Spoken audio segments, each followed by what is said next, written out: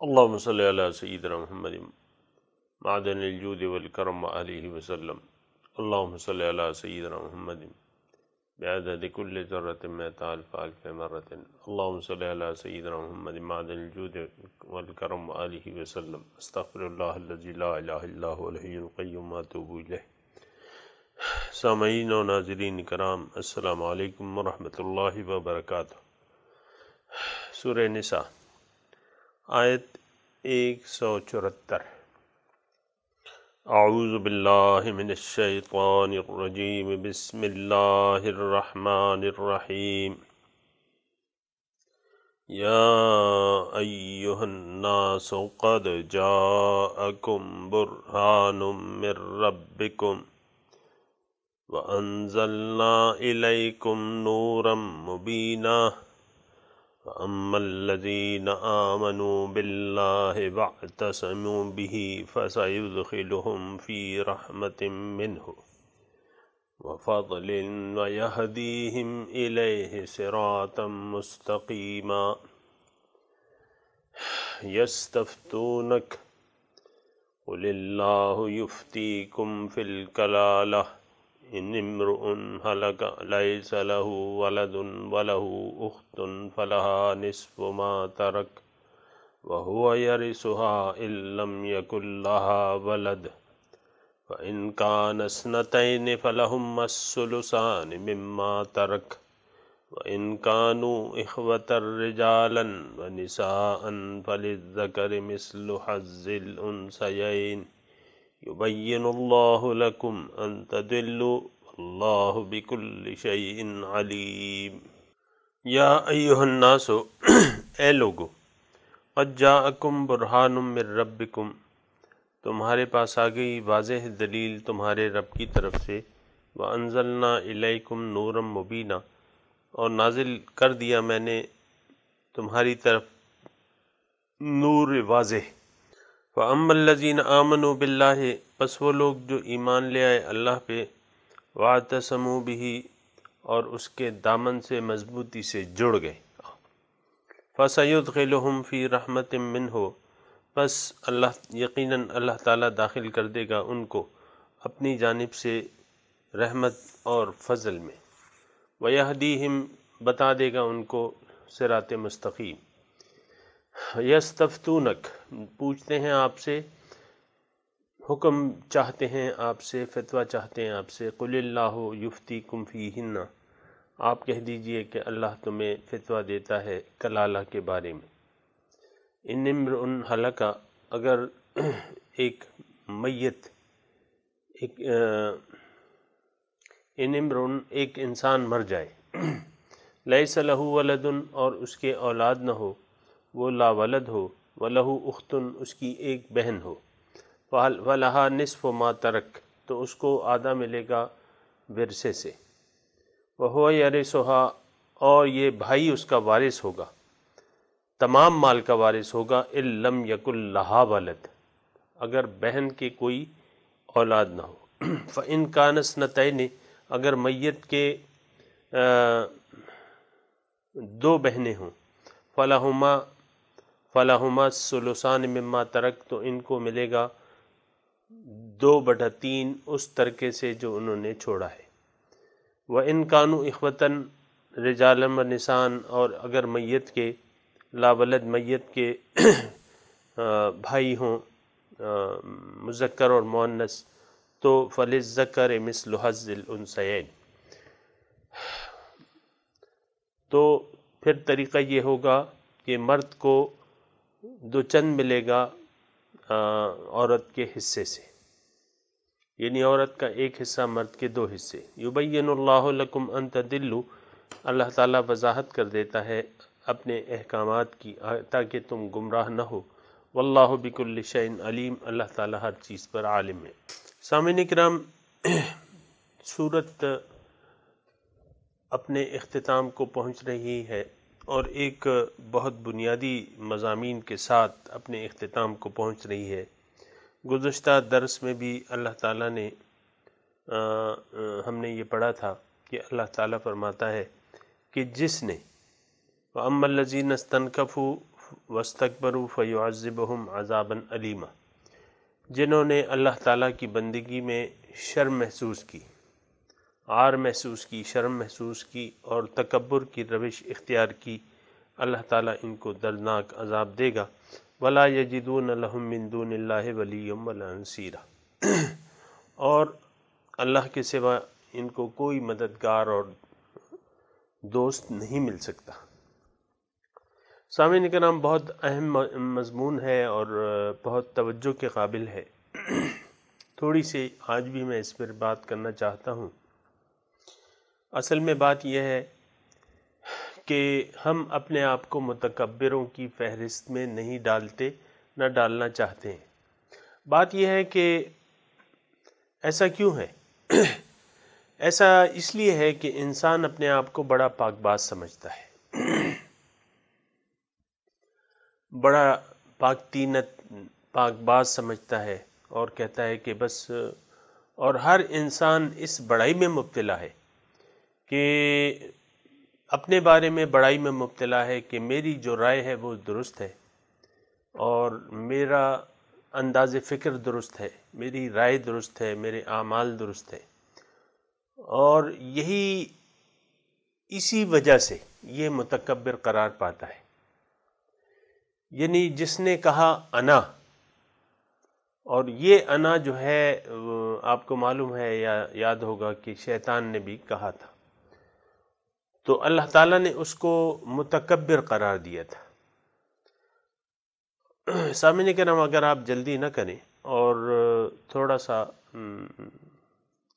یعنی ٹھنڈے ہو جائیں اور میری بات کو توجہ سے سنیں، تو ہو سکتا ہے آپ کو تکبر کے معنی پتہ چل جائیں کہ تکبر ہوتا کیا ہے۔ میں نے آپ کو سادے سے الفاظ میں کل بھی بتایا تھا، آج پھر بتا رہا ہوں کہ اگر کسی کا حکم اگر آپ نظر انداز کر کے اپنی رائے کو ترجیح دیتے ہیں تو یہ تکبر ہے، سادے سے الفاظ میں۔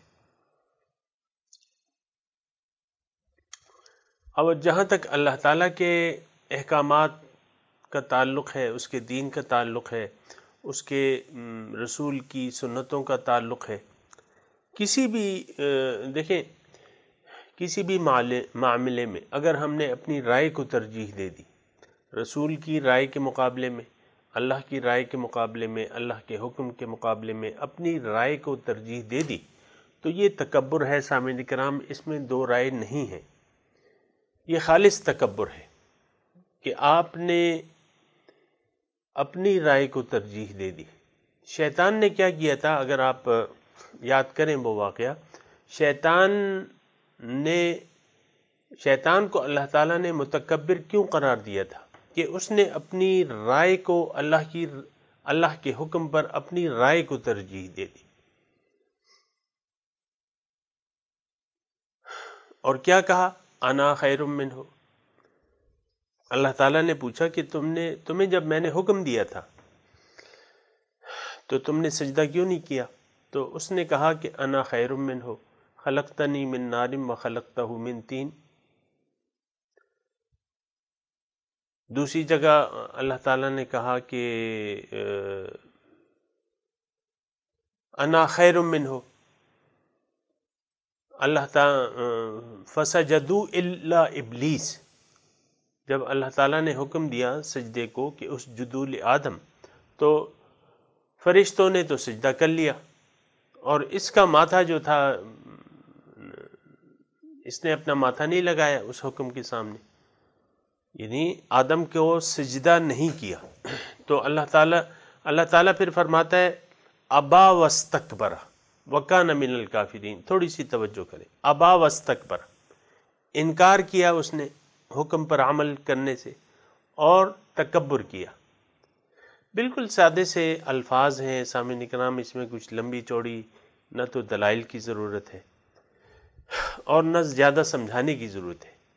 انکار تکبر ہے، مختصر قرآن کے الفاظ میں ابا واستکبر، اس نے تکبر کیا، انکار کیا حکم پر عمل کرنے سے، اور تکبر کیا، بس۔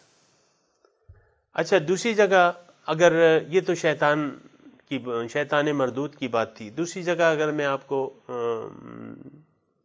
سورہ زمر کو آپ دیکھ لیں، وسیق الذین کفروا الی جہنم زمرا حتی اذا جاؤوها فتحت ابوابها قال لهم خزنتها الم یأتکم رسل منکم یتلون علیکم آیات ربکم وینذرونکم لقاء یومکم ھذا الی آخری مضمون چل رہا ہے، تو آخر میں یہ جملہ آتا ہے وبئس مثوى المتکبرین، بہت برا ٹھکانہ ہے متکبروں کا، یعنی جہنم میں جب لوگ ڈالے جائیں گے تو ان کے بارے میں یہ جملہ کہا جائے گا کہ بہت برا ٹھکانہ ہے یہ تکبر کرنے والوں کا۔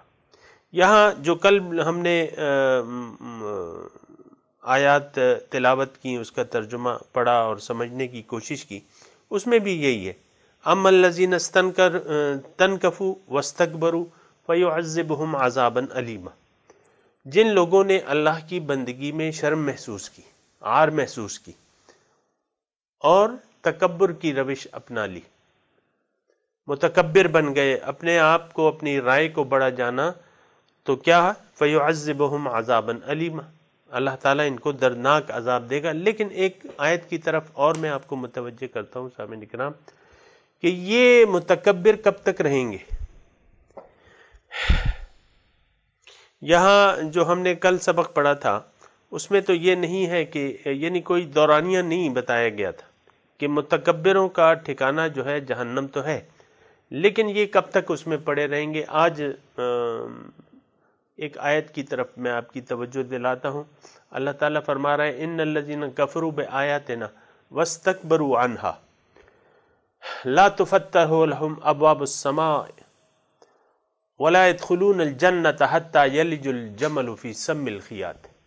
یہاں وہ عرصہ بتایا جا رہا ہے کہ جن لوگوں نے، اب دیکھیں اس آیت کا ترجمہ ذرا غور سے سنیں، ان الذین کفروا بآیاتنا، وہ لوگ جنہوں نے انکار کیا میرے احکامات پر عمل کرنے سے، یعنی زندگی میرے احکامات کے مطابق نہیں گزاری۔ ایک منٹ اگر آپ مجھے دیں تو میں آپ کو یہ بھی بتا رہا ہوں، وہ تھوڑا سا اس میں سے اپنے یعنی اپنے الفاظ میں اضافہ کر رہا ہوں۔ وہ لوگ جو اللہ پر ایمان نہ لائے، نتیجتاً اللہ تعالیٰ کے احکامات پر عمل کرنے سے انکاری رہے، اپنی مرضی سے زندگی گزارتے رہے، من چاہی زندگی گزارتے رہے، یعنی تکفیر آیات، یہ آپ کے ذہن میں سامعین اکرام بالکل واضح ہو جانا چاہیے کہ تکفیر بآیات اللہ کیوں ہوتی ہے۔ اس کی وجہ یہ ہوتی ہے کہ اللہ تعالیٰ کو انسان اپنا مقصد نہیں بناتا، تو تبھی تو پھر اللہ کے دین کے مطابق وہ زندگی گزارنے پر آمادہ نہیں ہوتا، رسول کے طریقوں کو اپنانے پر آمادہ نہیں ہوتا۔ تو یہاں فرما رہے ہیں اللہ تعالیٰ کہ ان الذین کفروا بآیاتنا واستکبروا عنہا، وہ لوگ جنہوں نے کفر کیا میرے آیات یعنی احکامات سے۔ اب احکامات کیا ہیں اللہ تعالیٰ کے؟ سارا دین جو ہے سامعین اکرام، آپ پہ یہ بات واضح ہو جانا چاہیے کہ اللہ تعالیٰ کے احکامات زندگی گزارنے کے متعلق ہے، اور دین ہے ہی یہ کہ آپ کو یہ زندگی گزارنے کا طریقہ بتاتا ہے۔ تو ان الذین کفروا بآیاتنا واستکبروا عنہا، تھوڑا سا اگر آپ توجہ رکھیں، اور جو عورتیں کھانا پکا رہی ہیں، کھانا پکانا تھوڑی دیر کے لیے چھوڑ دیں، چولہا بند کر دیں، اطمینان سے بیٹھ جائیں، اور یا اس پروگرام کو سننا موقوف کر دیں، پھر جب فرصت ہو تو تب سن لیں۔ ان الذین کفروا بآیاتنا واستکبروا عنہا، یہاں بھی تکبر کے الفاظ اللہ تعالیٰ استعمال کر رہے ہیں کہ وہ لوگ جنہوں نے کفر کیا، انکار کیا میرے احکامات کے مطابق زندگی گزارنے سے، واستکبروا عنہا، اور تکبر کیا ان سے۔ الفاظ بالکل دو الفاظ ہیں، واستکبروا عنہا، تکبر کیا، آپ کو یعنی میں سامعین کرام میرا جو میں کہنا چاہ رہا ہوں وہ تقریباً میں کہہ چکا ہوں، لیکن اگر آپ متوجہ ہیں میری طرف، وہ یہ ہے کہ ان الذین کفروا یعنی تکفیر آیت اللہ کی، اللہ کے احکامات کے مطابق زندگی جو نہیں گزارے گا، اس کا مطلب یہ ہے کہ وہ تکبر کر رہا ہے۔ جو اپنی خواہشات کے مطابق زندگی گزار رہا ہے، اس کا مطلب یہ ہے کہ یہ متکبر ہے۔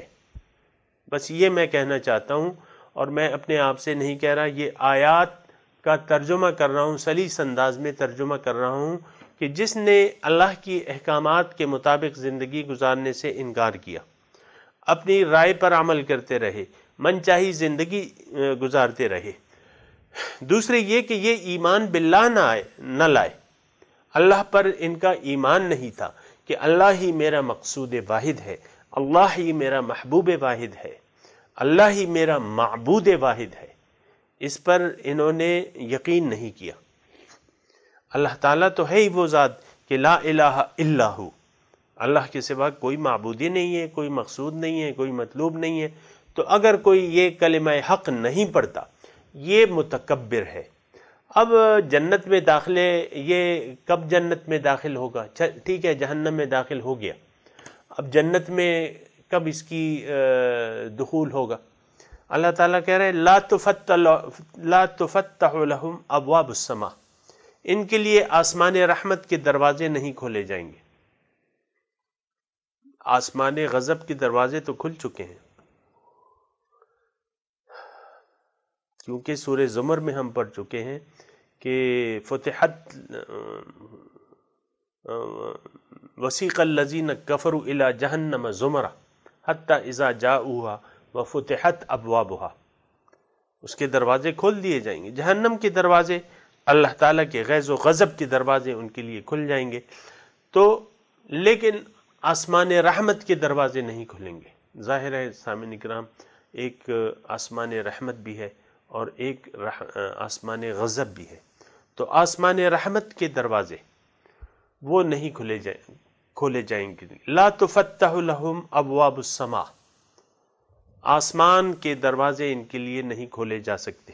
ولا يدخلون الجنت، اب ظاہر ہے جب آسمان جنت تو اللہ تعالیٰ کی رحمت سے ڈھکی ہوئی ہے، اللہ کے فضل سے ڈھکی ہوئی ہے، ان پر جب وہ دروازے نہیں کھولے جائیں گے تو جنت میں کیسے داخل ہوں گے؟ لا يدخلون الجنہ، جنت میں یہ لوگ نہیں داخل ہو سکتے۔ حتی یلج الجمل فی سم الخیاط، اب کب تک یہ معاملہ ہوگا؟ اللہ تعالیٰ اس آیت میں فرما رہے ہیں کہ جب تک اونٹ سوئی کے ناکے سے داخل نہ ہو جائے۔ اس کا کیا مطلب؟ اس کا مطلب یہ ہے اللہ تعالیٰ ایک مثال کے ذریعے یہ حقیقت بیان کر رہے ہیں اور ہمیں بتانا جا رہے ہیں کہ یہ لوگ جنہوں نے کفر کیا اللہ تعالیٰ کے احکامات سے، تکبر کی روش اختیار کر لی، من چاہی زندگی گزارتے رہے، تو یہ ہمیشہ ہمیشہ کے لیے دوزخ میں رہیں گے۔ لا تفتح لهم ابواب السماء ولا يدخلون الجنت حتى يلج الجمل في سم الخیاط۔ تو سامعین کرام، تھوڑا سا یعنی قرآن اصل میں حق بیان کرتا ہے، ہم لوگ گمان سے کام لیتے ہیں، اپنے گمان کے مطابق زندگی گزار رہے ہیں۔ اب سامعین کرام، بہت سے ہم میں سے ایسے لوگ ہیں جو اپنے ظاہری کلمہ پڑھنے پر مطمئن ہے اور خوش ہے کہ اللہ تعالیٰ نے ہمیں مسلمانوں کے گھرانے میں پیدا کیا ہے۔ وہ تبلیغی جماعت والے ہمیں کرتے ہیں نا، جو ان میں سے ایک آدمی اٹھ جاتا ہے اور تقریر شروع کرتا ہے تو ابتدائیہ یہ ہوتا ہے کہ اللہ تعالیٰ کا لاکھ لاکھ شکر ہے کہ ہم مسلمان ہیں اور اس نے ہمیں مسلمان گھرانے میں پیدا کیا، یعنی فخریہ انداز سے یہ کہتے ہیں۔ تو ہمارا تو یہ گمان ہی نہیں ہے کہ بھئی یہ ایسا سلوک ہم سے ہوگا۔ سامعین کرام، آپ کو میں بتا چکا ہوں زبانی کلمہ کی کوئی اہمیت ہے نہیں۔ ہاں اہمیت ہے، ظاہر شریعت میں آپ کو مسلمان ہی سمجھا جائے گا، آپ کو مسلمانوں کے برابر حقوق ملیں گے۔ آخرت میں معاملہ مختلف ہے، نہ صرف آخرت میں معاملہ مختلف ہے لیکن دنیا میں بھی معاملہ مختلف ہے، کیونکہ دنیا میں جن لوگوں نے اللہ کو اپنا مقصود واحد نہ بنایا، معبود واحد نہ بنایا، تو بات یہ ہے کہ پھر ایک اور آیت کی طرف میں آپ کی توجہ دلاتا ہوں. اللہ تعالیٰ فرماتا ہے کہ من اعرض عن ذکری فإن له معیشۃ ضنکا، جس نے میری یاد سے اعراض کیا، مجھے بھول گیا، فإن له معیشۃ ضنکا، اس کی زندگی میں اس پر تنگ کر دوں گا. بہت سارا مال ہوگا، دولت ہوگی، بیوی ہوگی، بچے ہوں گے، گھر بار بنگلے، لیکن زندگی تنگ ہوگی، یہ پریشان ہوگا. سکون، چین، اطمینان اس کی زندگی میں نام کو نہ ہوگا. وقتی سرور یہ حاصل کرنے کی کوشش کرے گا دنیاوی چیزوں سے. جو بھی دنیاوی چیزیں ہیں، میں اس کا نام نہیں لینا چاہتا، آپ کے پاس ہیں، کسی کے پاس کوئی ہے، ان سے یہ سرور حاصل کرنے کی کوشش کرتا ہے وقتی طور پر، لیکن مستقل دائمی چین، سکون، اطمینان اس شخص کے نصیب میں نہیں ہے. فَإِنَّ لَهُ مَعِيشَةً ضَنْكَا، اللہ تعالیٰ کا وعدہ یہ ہے کہ اس کی زندگی میں اس پر تنگ کر دوں گا. سامعین کرام، یہ صرف اللہ تعالیٰ کا وعدہ ایسا نہیں ہے کہ اللہ تعالیٰ اپنے بندوں پر ظالم ہے، نہیں.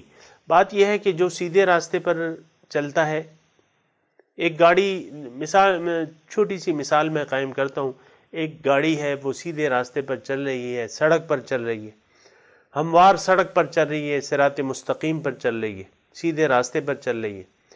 دوسری گاڑی جو ہے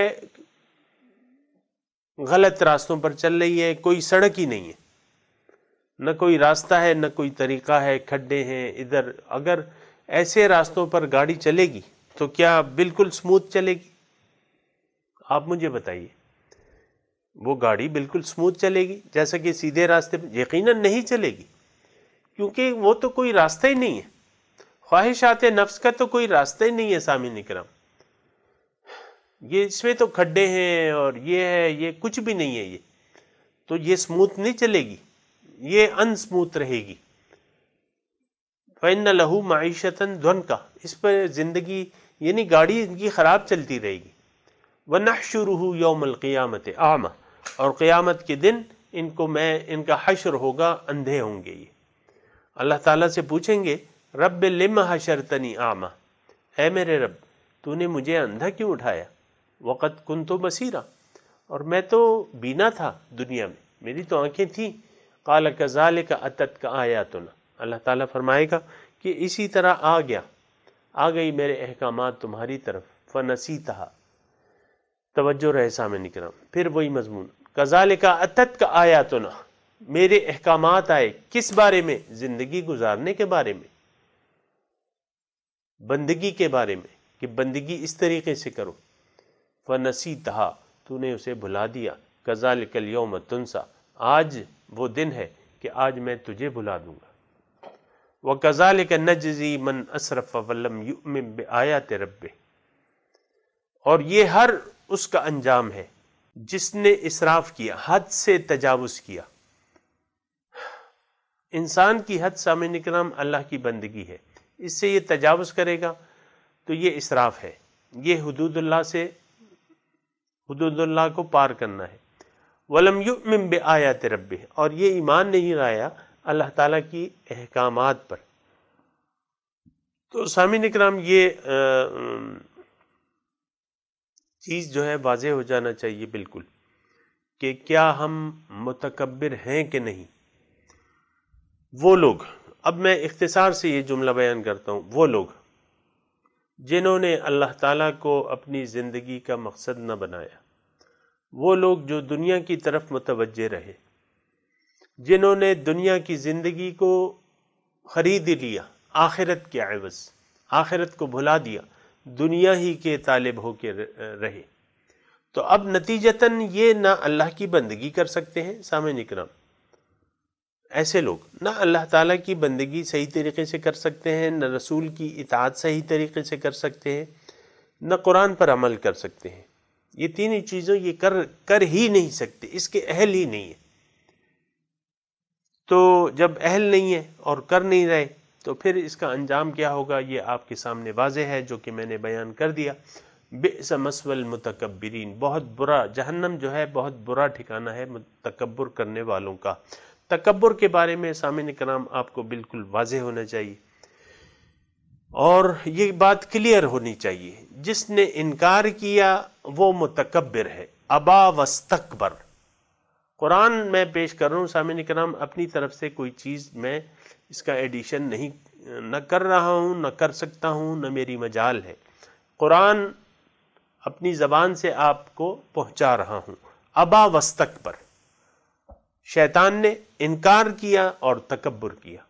ہم انکار کرتے ہیں، اگر انکار کرتے ہیں تو ہم متکبر ہیں، اگر اقرار کرتے ہیں اور عمل کرتے ہیں۔ صرف اقرار سے کام نہیں بنتا سامعین کرام، اس بات پر خوش نہ ہو جائیے گا کہ آپ کلمہ پڑھنے والے ہیں، نہیں، آپ ظاہر طور پر تو مسلمان ہیں، لیکن یہ بھی سوچنے کی بات ہے کہ آپ حقیقت میں بھی ایمان صاحب ایمان ہیں، کہ آپ حقیقی مومن ہیں؟ کیا اللہ تعالیٰ ہی آپ کا مقصود واحد ہے؟ کیا اللہ تعالیٰ ہی آپ کا محبوب واحد ہے؟ کیا اللہ تعالیٰ ہی آپ کا معبود واحد ہے؟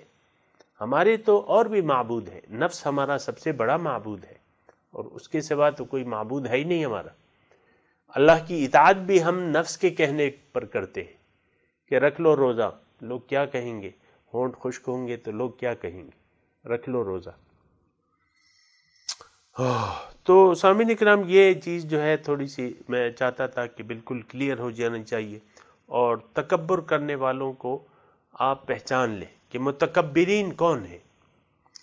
اب آج کی جو آیت ہے سامعین کرام، یا ایھا الناس قد جاءکم برہان من رب، ایک بہت عظیم الشان طریقے سے اللہ تعالی ہم سے خطاب کر رہا ہے، اور خطاب کس سے ہے؟ یا ایھا الناس سے۔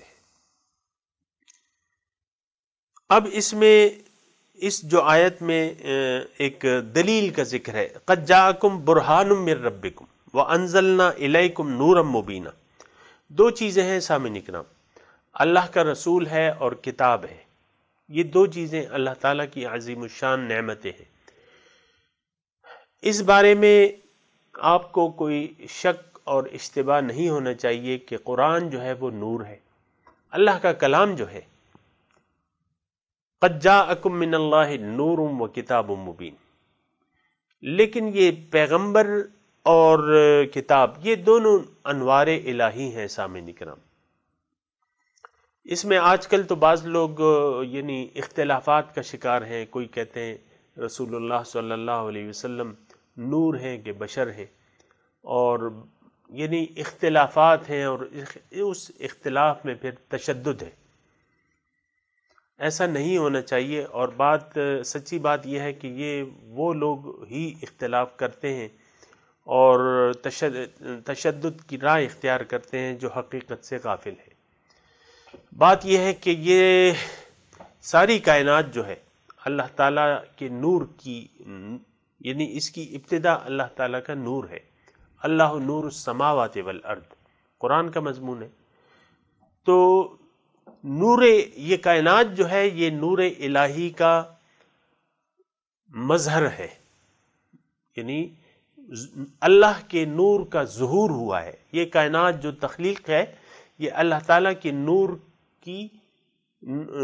کا ظہور ہے۔ سامعین اکرام، یہ یعنی بہت قیمتی بات جو ہے میں کر رہا ہوں، یہ تمام کائنات جو ہے یہ اللہ تعالیٰ کے نور کا ظہور ہے۔ کیا شان احمدی کا چمن میں ظہور ہے، ہر گل میں ہر شجر میں محمد کا نور ہے۔ محمد کا نور اس لیے کہا جاتا ہے کہ یہ اصل میں سب سے پہلے جو تخلیق کائنات کی ابتدا ہوئی ہے، تو یا اللہ تعالیٰ نے مخلوق کو پیدا کرنے کا یعنی ارادہ کیا، تو سب سے پہلے اس نے جو پہلا جو جلوہ تھا اس کا، تو وہ نور محمد کا تھا صلی اللہ علیہ وسلم،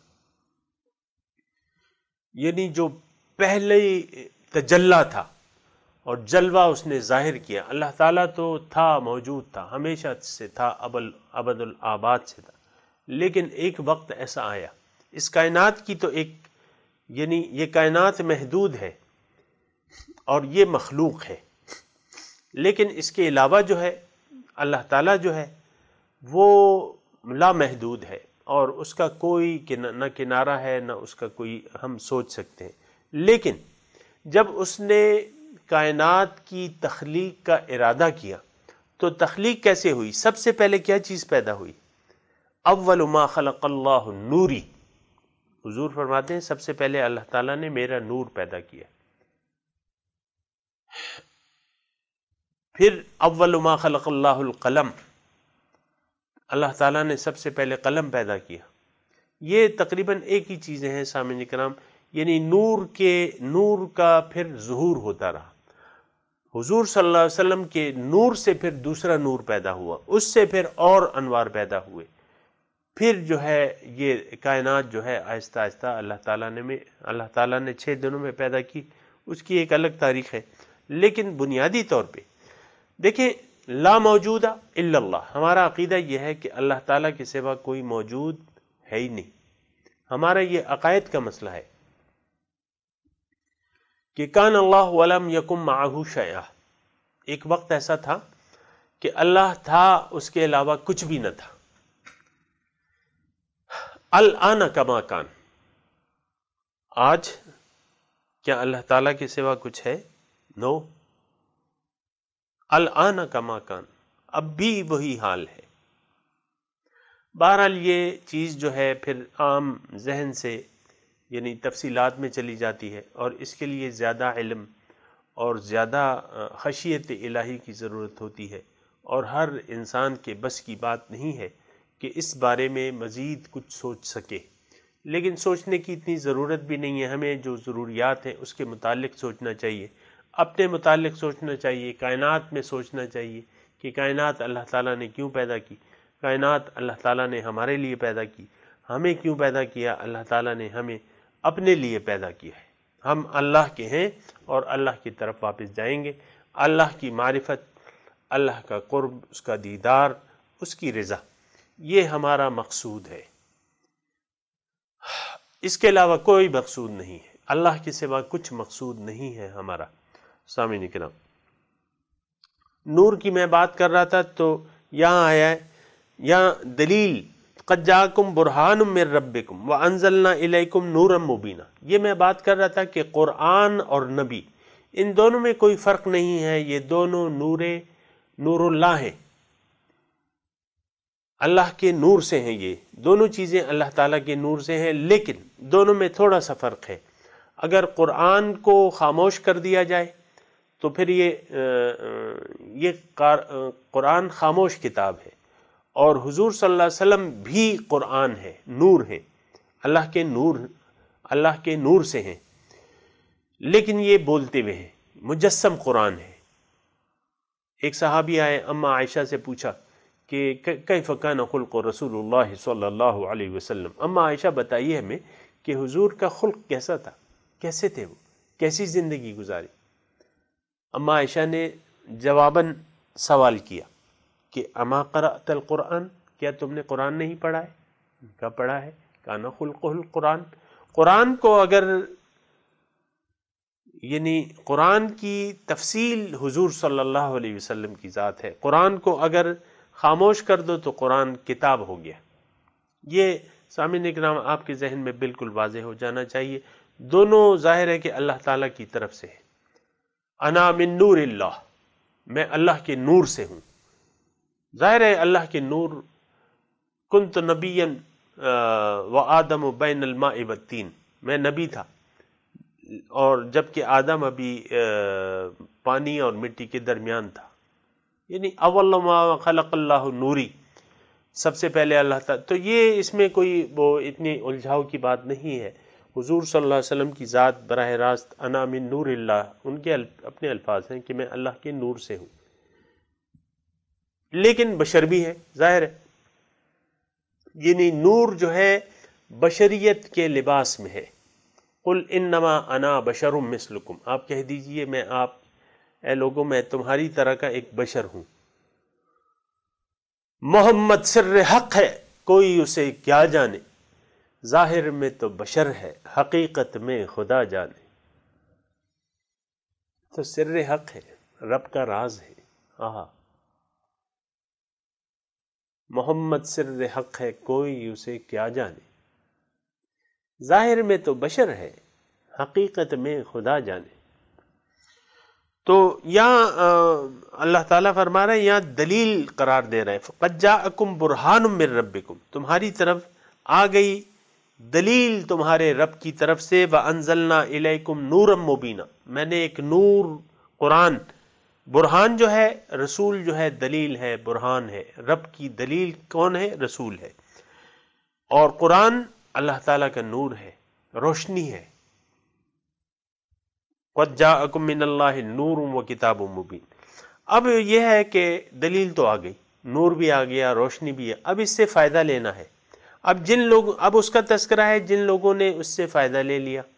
فَأَمَّا الَّذِينَ آمَنُوا بِاللَّهِ وَاعْتَصَمُوا بِهِ، پس وہ لوگ جنہوں نے اللہ پر ایمان لے آئے، یعنی اللہ کو اپنا مقصود اور مطلوب بنا لیا، اللہ ہی کی بندگی کرنے لگے، اللہ ہی کی بندے بن کے رہے، پھر وَاعْتَصِمُوا بِهِ، اس سے جڑے رہے، سبحان اللہ، اس کے دامن کو مضبوطی سے تھام لیا۔ بات یہ ہے وَاعْتَصِمُوا بِهِ، بہت ایسا جملہ ہے سامعین کرام کہ یہ بہت خاص جملہ ہے، اللہ کے دامن سے جڑے رہے۔ اس کی میں تفصیل آپ کو نہیں بتا سکتا، یہ تو الفاظ ہیں، لیکن اس کے اندر کیا ہے، یہ وہ ذائقہ ہے جو چکھ کے بغیر آپ کو نہیں مل سکتا، جب تک آپ چکھ نہ لیں اس کو۔ تو فَسَيُدْخِلُهُمْ فِي رَحْمَةٍ مِّنْهُ، اب دیکھیں اس کا ذکر ہے، اللہ تعالیٰ فرما رہے ہیں کہ میں اس کو ضرور اپنی رحمت میں اور اپنے فضل میں داخل کر دوں گا، اپنے رحمتوں سے اس کو ڈھانک لوں گا۔ فَسَيُدْخِلُهُمْ فِي رَحْمَةٍ مِّنْهُ وَفَضْلٍ، رحمت و فضل۔ اب دیکھیں ہم اللہ تعالیٰ کے فضل اور اس کا رحمت تو مانگتے ہیں نا، اور دعا بھی کرتے ہیں، بس اللہ تعالیٰ نے ہمیں حکم بھی دیا ہے کہ وَاسْأَلُوا اللَّهَ مِن فَضْلِهِ، اللہ سے اس کے فضل کا سوال کرتے رہو۔ مسجد سے آپ جب داخل ہوتے ہیں اللہم افتح لی ابواب رحمتک، جب جاتے ہیں تو اللہم انی اسألک من فضلک، تو اللہ تعالیٰ کی رحمت اور اس کا فضل یہ بہت بڑی چیز ہے سامعین کرام۔ اللہ کا فضل جس پہ ہو جائے اور جو اللہ تعالیٰ کی رحمتوں میں ڈوب جائے، کیا کہنے اس انسان کی، یہ کیسے ممکن ہے؟ آپ کو یعنی اس آیت میں بتایا جا رہا ہے فَأَمَّا الَّذِينَ آمَنُوا بِاللَّهِ وَاعْتَصِمُوا بِهِ، دو چیزیں ہیں سامعین کرام، بس اللہ کے دامن کو مضبوطی سے تھام لیا اور اس پر صحیح ایمان لے آئے، دنیا سے نظریں ہٹا لی، دنیا خواہشات دنیا کو خیرآباد کہہ دیا، اللہ کو اپنا مقصود واحد تسلیم کر لیا، اللہ کے راستے پر چلنے لگے۔ اب یہ ہے کہ اللہ تعالیٰ کی رحمتیں اور پھر فضل یہ ان پر ہوگا، وَيَهْدِيهِمْ إِلَيْهِ صِرَاطًا مُسْتَقِيمًا، اور اللہ تعالیٰ اس کو صراط مستقیم کا راستہ بتا دے گا، سیدھے راستے کی طرف اس کو ہدایت دے دے گا۔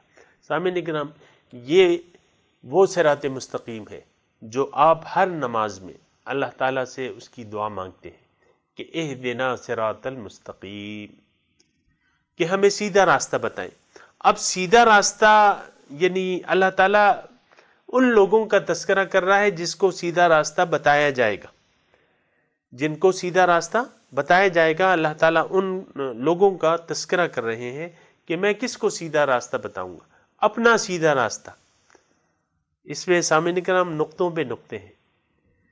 مقصود واحد ہمارا کون ہے؟ ذات باری تعالیٰ ہے۔ صراط مستقیم کی انتہا کیا ہے؟ ذات باری تعالیٰ ہے۔ وَيَهْدِيهِمْ إِلَيْهِ صِرَاطًا مُسْتَقِيمًا، اپنی طرف، یہدیہم ان کو ہدایت دے گا، ان کو راستہ بتائے گا، الیہ اپنی طرف کا سیدھا راستہ بتائے گا۔ سامعین اکرام، سمجھنے والوں کو سمجھ جانا چاہیے کہ مقصود واحد، مقصود زندگی کیا ہے، مقصد زندگی کیا ہے، انسان کا مقصد واحد کیا ہے۔ وَيَهْدِيهِمْ إِلَيْهِ صِرَاطًا مُسْتَقِيمًا، ہدایت دے گا ان کو، اپنی طرف کا سیدھا راستہ بتا دے گا۔ اب یہ کون ہے وہ لوگ جن کو سیدھا راستہ بتایا جائے گا؟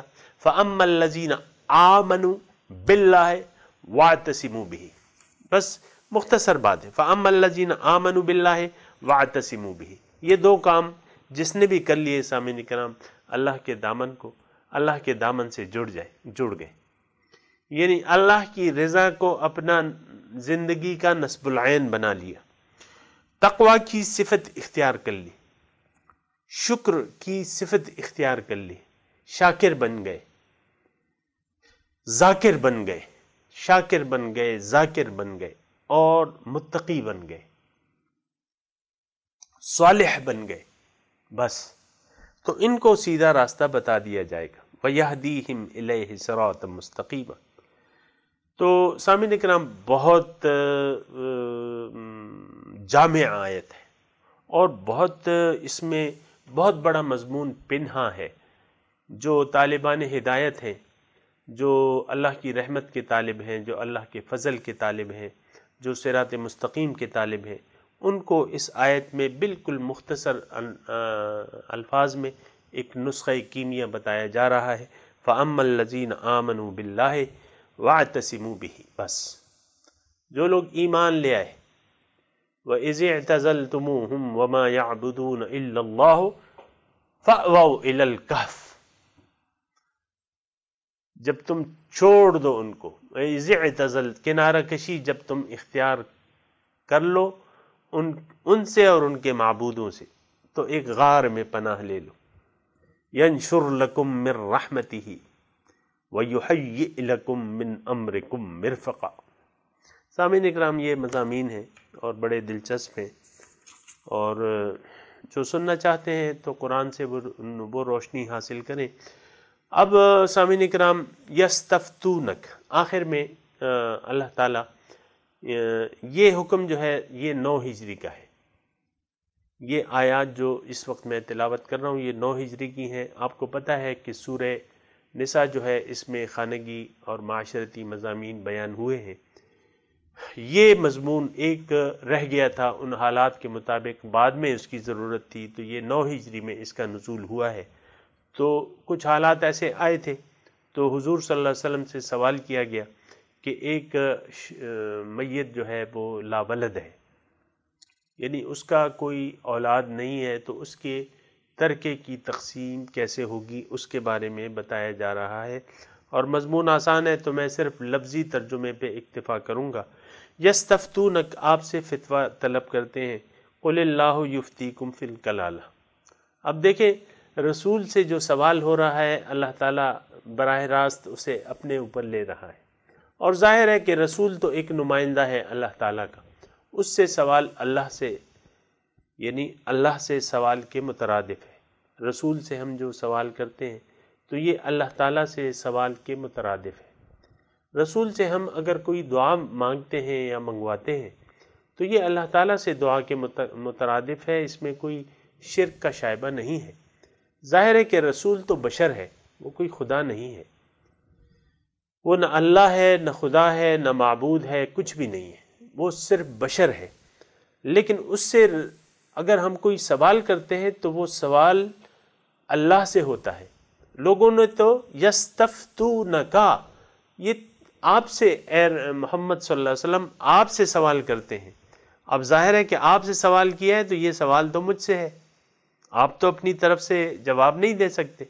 ما ینطق عن الہوی ان ہوا الا وحی یوحی، اپنی خواہش سے تو کوئی بات کر سکتے ہی نہیں ہے، سارا وہی ہے ان کا۔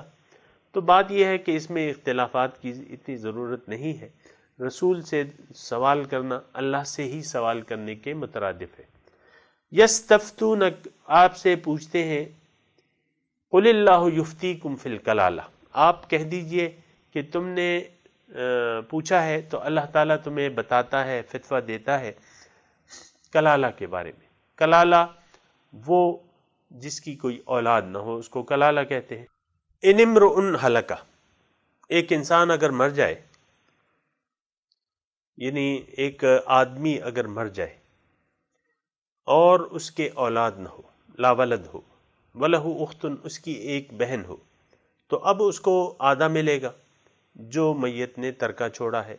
وَهُوَ يَرِثُهَا، اور اگر عورت مر جائے اور وہ لاولد مر جائے اور ایک بھائی ہو تو بھائی کو سارا ترکہ ملے گا. وَهُوَ يَرِثُهَا، یہ وارث ہوگا اس عورت کا إِن لَّمْ يَكُن لَّهَا وَلَد، اگر اس کے اولاد نہ ہو. فَإِن كَانَتْ اثْنَتَيْنِ، اگر میت کے 2 بہنیں ہوں، فَلَهُمَّ الثُّلُثَانِ مِمَّا تَرَكَ، اب اس کو 2/3 ملے گا جو ترکے میں سے. ان کانو اخوۃ الرجالن، اگر ان کے لاولد میت کے بھائی اور بہنیں ہوں تو فللذکر مثل حظ الانثیین، تو کیا ہوگا کہ جو مذکر ہیں ان میں سے، یعنی جو بھائی ہیں ان کو ڈبل ملے گا، بہنوں کو اکہرا اور بھائیوں کو ڈبل ملے گا. بہنوں کے حصے سے ڈبل بھائیوں کو ملے گا، بہنوں کو ایک حصہ ملے گا. یبین اللہ لکم ان تدلوا، اللہ تعالیٰ وضاحت کر دیتا ہے تمہیں کہ تم گمراہ نہ ہو. یہاں ایک نقطہ ہے سامعین اکرام، یہ تو یعنی وراثت کے مضمون ہے. ہم لوگوں نے دین کو محدود کر دیا ہے چند عبادات تک، حالانکہ ایسا نہیں ہے. یہ غلط فہمی جتنی جلدی دور ہو جائے تو بہتر ہے کہ دین اسلام کیا چیز ہے. دین اسلام صرف رسومات عبادات کا نام نہیں ہے. یہ چند کہ نماز، روزہ، حج، زکوٰۃ، یہ تو 5 بنا ہے. اس پہ آپ نے یعنی یہ ستون ہے دین کے، 5 بنا ہے.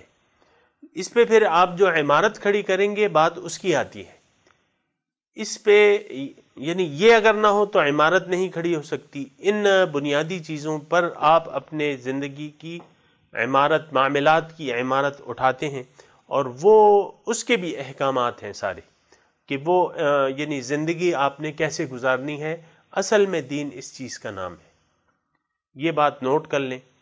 یعنی ہمارے ہاں تصور یہ ہے کہ یار بس اپنے 5 وقت نماز پڑھو، روزہ، حج، زکوٰۃ کرو، باقی زندگی جس طرح مرضی آئے گزارو. اور اکثر ایسے ہی ہوتا ہے. میں جس طرح دیکھ رہا ہوں نا، تو لوگ اس طرح یعنی اس حقیقت سے واقف نہیں ہے کہ دین اصل میں وہ ہے کہ جو آپ صبح سے لے کر شام تک جو زندگی گزارتے ہیں، اپنے گھر میں، باہر کاروبار آپ کر رہے ہیں، گھر میں عورت جو ہے وہ کھانا پکا رہی ہے، شوہر سے سلوک کر رہی ہے، شوہر بیوی سے جو سلوک کر رہا ہے، یہ سارا کچھ جو ہے یہ دین ہے. تو یہاں تھوڑی سی اگر آپ سوچیں، اور سوچنا چاہیے، کیونکہ مومن کی ایک صفت یہ بھی ہے کہ اذا تتلی علیہم آیۃ الرحمن لم یخروا علیہا صما وعمیانا، جب ان پر رحمان کی آیات پڑھی جاتی ہیں تو یہ اس پر اندھے بہرے ہو کے نہیں پڑھتے. یبین اللہ لکم ان تدلوا، اللہ تعالیٰ خوب وضاحت کر دیتا ہے آپ کو کہ تم کہیں گمراہ نہ ہو جاؤ.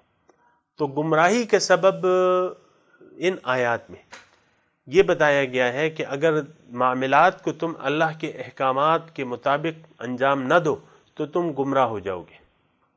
سامعین اکرام، جو میں آپ کو بات کہہ رہا ہوں نا، تو یہ اپنے آپ سے نہیں کہہ رہا، یہ قرآن سے استنباط ہے، قرآن کی تشریح ہے.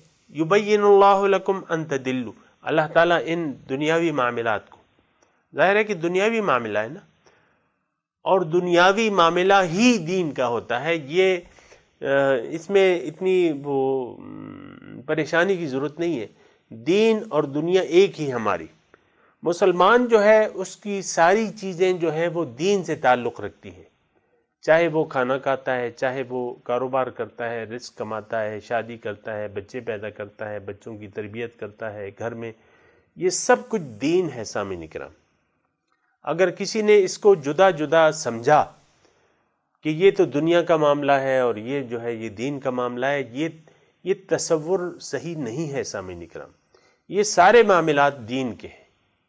اگر آپ گھر میں داخل ہوتے وقت مثال کے طور پہ کیا رویہ رکھتے ہیں، گھر میں داخلے کا گھر والوں سے کیا رویہ ہے آپ کا؟ اللہ کے نبی فرماتے ہیں کہ خیارکم، تم میں سے بہتر وہ ہے جو اپنے گھر والوں سے بہتر ہو. یعنی گھر والوں سے اپنا اچھا سلوک رکھتا ہو، اور اچھا خلق ہی دین کیا ہے؟ حسن خلق ہے، اچھے اخلاق کا نام جو ہے وہ دین ہے۔ یبین اللہ لکم ان تضلوا، سامعین اکرام دوبارہ میں آپ کو کہہ رہا ہوں، اس پہ سوچے۔ اللہ تعالیٰ یعنی گمراہی کا سبب بیان کیا جا رہا ہے۔ اگر آپ معاملات، اپنے دنیا کے معاملات کو نظر انداز کر دیں، اس کو اللہ کے احکامات کے مطابق سر انجام نہ دیں، تو آپ گمراہ ہو جائیں گے۔ واللہ بکل شیء علیم، اللہ تعالیٰ ہر چیز پر عالم ہے، جانتا ہے کہ کیا کرنا ہے، کیسے کرنا ہے، اور یہ ہر چیز کے بارے میں اللہ تعالیٰ کی تو معلومات ہیں، لیکن آپ کو ان معلومات سے جو کہ وہ ہدایات دے رہا ہے ان سے آپ کو فائدہ اٹھانا چاہیے۔ الحمدللہ سورہ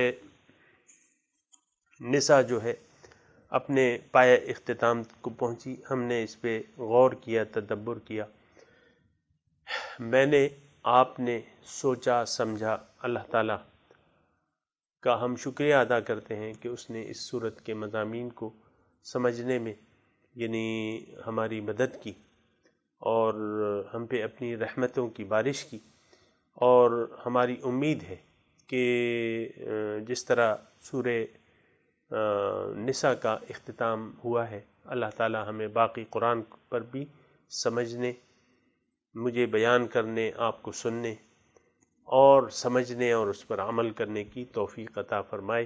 وآخر دعوانا ان الحمد للہ رب العالمین۔ السلام علیکم ورحمۃ اللہ وبرکاتہ۔